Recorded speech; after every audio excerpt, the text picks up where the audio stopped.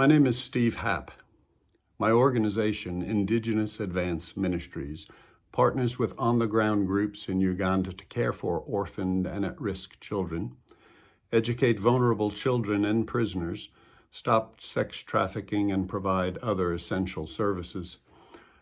Last April, Bank of America sent me a series of letters out of the blue stating that it was closing our ministry's deposit and credit card accounts within 30 days.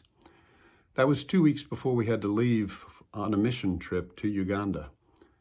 The bank claimed that it no longer wanted to serve our business type and that we exceeded the bank's risk tolerance.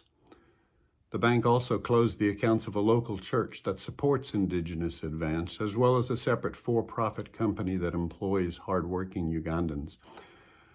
The whole ordeal was a nightmare.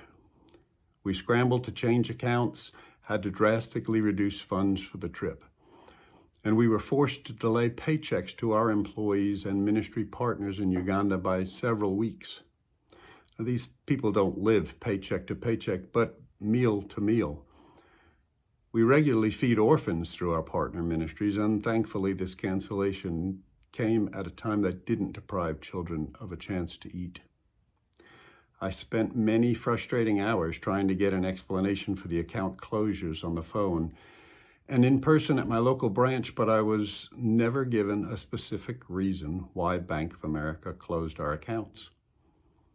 Bank of America stonewalled me for months, but when a reporter from the Daily Mail asked Bank of America for a comment, the bank's PR team settled on the talking point that it does not provide banking services to organizations that provide debt collection services.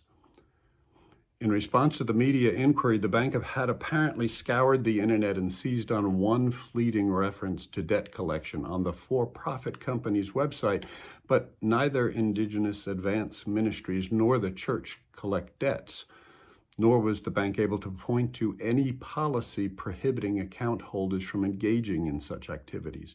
In other words, that rationale was a ruse, and even if legitimate, would only apply to one of the closed accounts. Our ordeal is why I'm urging you as Bank of America shareholders to support the report on risks of politicized debanking. The proposal calls upon Bank of America's board of directors to take tangible steps to make sure this doesn't happen to anyone else. We're not the first victim of debanking, but we'd like to be the last. Thank you for your time.